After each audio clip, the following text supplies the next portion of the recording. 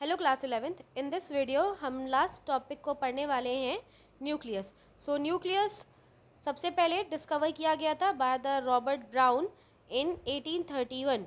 Nucleus क्या है? एक सेल ऑर्गेनेल है, सेल के अंदर मौजूद एक सेल ऑर्गेनेल जो कि सर्च किया गया, डिस्कवर किया गया by the Robert brown. After that एक और साइंटिस्ट है, दैट इज फ्लेमिंग। इन्होंने अब क्रोमेटिन थ्रेड्स के बारे में बताया था जो कि न्यूक्लियस के ही अंदर मौजूद होता है। ये बात आपको अच्छी तरीके से याद रखनी है कि न्यूक्लियस है वो एक अदर साइंटिस्ट ने डिस्कवर किया था, दैट वो कौन से? Robert brown.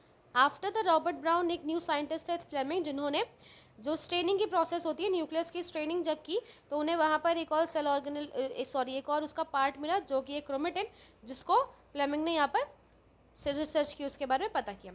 ओके, तो नेक्स्ट हम इसको स्टार्ट करते हैं। इंटरफेस यानी कि जब सेल डिवीज़न की प्रोसेस स्टार्ट होने वाली होती है, अभी सेल प्रॉपर कंप्लीटली डिवाइड नहीं हुआ है, उसके डिवीज़न से पहले जब सेल थोड़ी सी ग्रोथ करती है और वहाँ पर होता क्या है, सेल एक्सपेंड हो जाती है।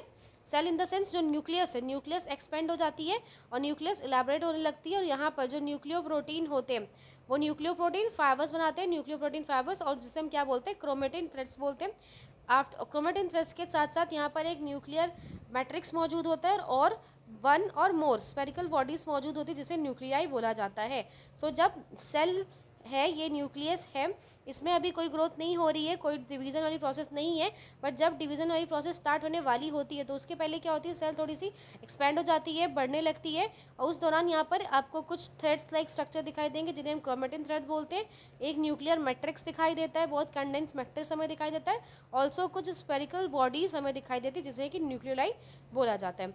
इलेक्ट्रॉन माइक्रोस्कोप से अगर जब हम इसे देखते हैं किसी भी न्यूक्लियस को, तो हमें उसके ऊपर क्या दिखाई देती है? एक न्यूक्लियर एनवलप दिखाई देती है। जो न्यूक्लियर एनवलप है या कवरिंग है, एक्चुअली ये दो मेम्ब्रेन्स होती हैं, एक दूसरे के पैरेलल में लगी हुई दो मेम्ब्रेन है, और इन दो मेम्ब्रेन्स के बीच में भी कुछ स्पेस पाया जाता है जिसे हम पेरी न्यूक्लियर स्पेस कहते हैं। ये जो मेम्ब्रेन है न्यूक्लियस के अराउंड में, जो दो मेम्ब्रेन यहाँ मौजूद है, ये एक बैरियर का काम करती है, बिकॉज इस न्यूक्लियस के चारों तरफ क्या मौजूद है? साइटोप्लाज्म। ये न्यूक्लियस है, न्यूक्लियस के चारों तरफ साइटोप्लाज्म मौजूद होता है। साइटोप्लाज्म का जो कंसंट्रेशन है वो अलग होता है, न्यूक्लियस का जो कंसंट्रेशन है वो अलग है।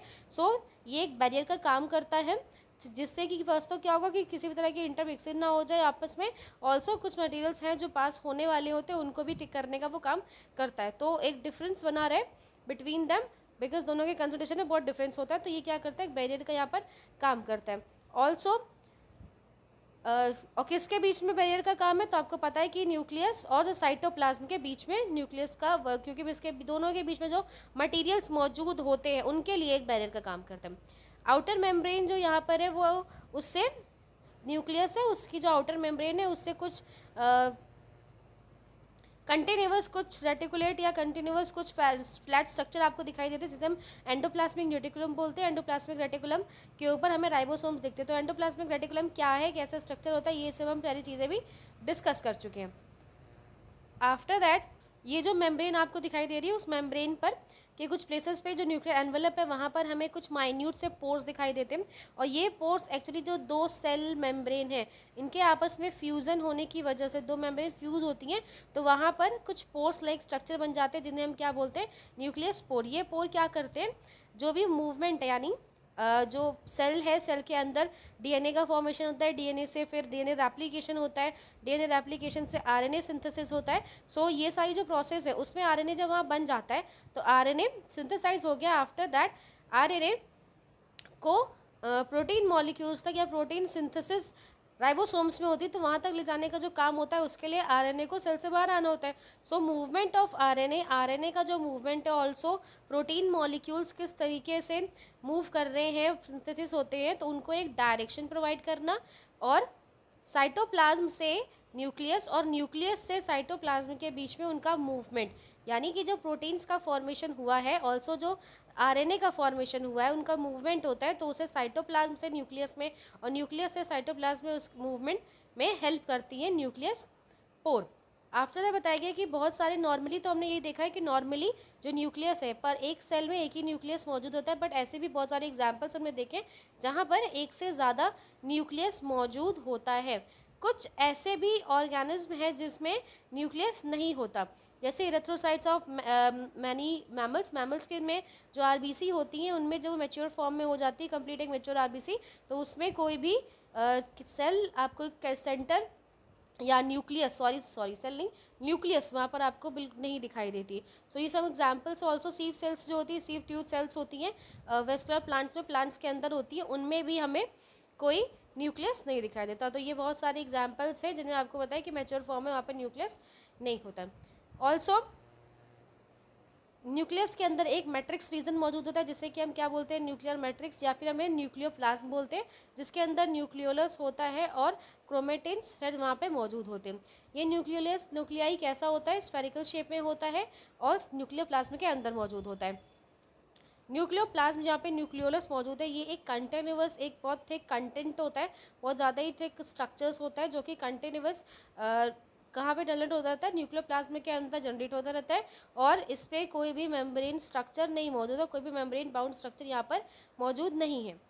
ये वो साइड होती है जिस साइड पर, यही वो साइड है, यानी कि न्यूक्लियोलस ही वो साइड है जिसमें आरएनए सिंथेसाइज होता है और लार्जर मॉलिक्यूल, जो न्यूक्लियाई के अंदर और ज़्यादा लार्जर मॉलिक्यूल्स मौजूद है, बहुत सारे अदर लार्ज न्यूमरस न्यूक्लियाई मौजूद होते हैं, वो प्रोटीन सिंथेसिस के लिए एक्टिव साइट का काम करते हैं।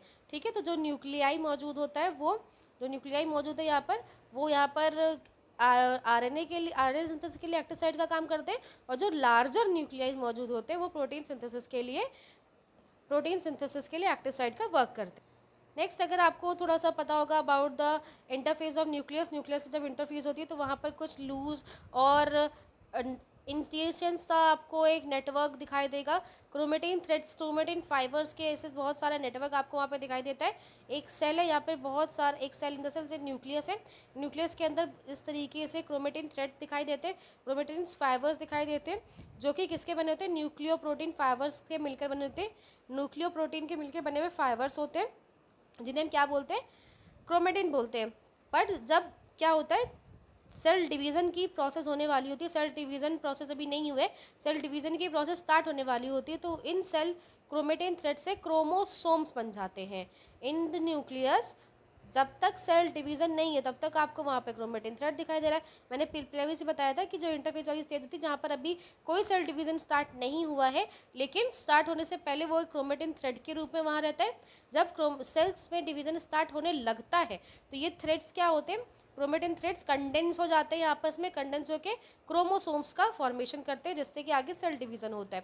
क्रोमेटिन जो यहाँ पर मौजूद है उनमें क्या होता है, डीएनए मौजूद होता है, ऑल्सो सम अदर प्रोटीन मौजूद है, जो कि जिसे हम क्या बोलते हैं, हिस्टोन प्रोटीन मौजूद होता है। इनसाइड द न्यूक्लियस डीएनए मौजूद होता है और डीएनए के साथ साथ कुछ प्रोटीन मौजूद होते हैं जिन्हें हम हिस्टोन प्रोटीन कहते हैं।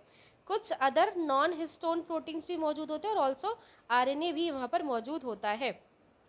अगर हम एक सिंगल सेल की बात करें, एक सिंगल सेल में approximate 2 metre long DNA thread मौजूद होता है, 2 मीटर लंबा ये डीएनए थ्रेड मौजूद होता है, और उसमें 46 क्रोमोसोम्स या 23 पेयर हम कह सकते हैं, बिकॉज 23 पेयर क्रोमोसोम्स हमें पता है, 23 पेयर क्रोमोसोम या टोटल 46 क्रोमोसोम्स वहाँ पर मौजूद होते हैं, जो कि कहाँ पर है, आपको डीएनए के अंदर, हाँ, जो भी सेल्स है वहाँ पर आपको देखने को मिलेंगे। सो फर्दर हम नेक्स्ट स्टडीज़ हायर क्लासेस में करेंगे कि किस तरह, हायर क्लास में 12th क्लास में स्टडी करेंगे किस तरीके से एप्लीकेशन होता है, किस तरीके से ट्रांसफॉर्मेशन होता है, ट्रांसक्रिप्शन की क्या प्रोसेस है, जिनसे आरएनए सिंथेसिस होता है। आरएनए सिंथेसिस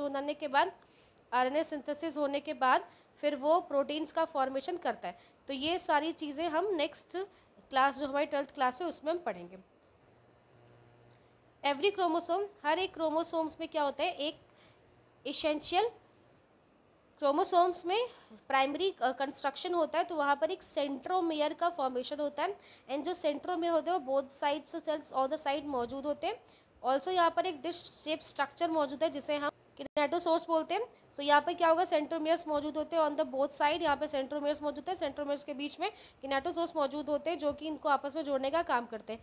तो पोजीशन है यहाँ पर सेंट्रोमियर का, उन सेंट्रोमियर की पोजीशन के बेस पर इन्हें कुछ ग्रुप्स में क्लासिफाइड किया गया है, कुछ टाइप्स में यहाँ क्लासीफाइड किया गया है, जो कि अब हम यहाँ पढ़ते हैं। तो ये आपको कुछ दिखाई दे रहा है कि ये है एक क्रोमोसोम्स, ये क्रोमोसोम्स का एक स्ट्रक्चर दिया हुआ है जिसमें आपको किनेटोफोर, यहाँ पर ये सेंटर रीजन में आपको किनेटोफोर दिखाई दे रहा है। सो अब हम इनके कुछ टाइप्स को पढ़ते हैं, 4 टाइप्स। सो फर्स्ट यहाँ पर क्या है, मेटासेंट्रिक, सब मेटासेंट्रिक, एक्रोसेंट्रिक और टेलोसेंट्रिक। तो ये 4 टाइप्स के आपको यहाँ पर क्रोमोसोम्स बताए गए। तो फर्स्ट है मेटासेंट्रिक। मेटासेंट्रिक वो होता है ऐसा क्रोमोसोम्स जिसमें जो 2 सेंट्रोमियर, ये आपको जो तरीके से सेंट्रोमियर दिखाई दे रहे हैं, आपको जो ये 2 सेंट्रोमियर दिखाई दे रहे होते हैं, इस तरीके से सेंट्रोमियर मौजूद हैं ये।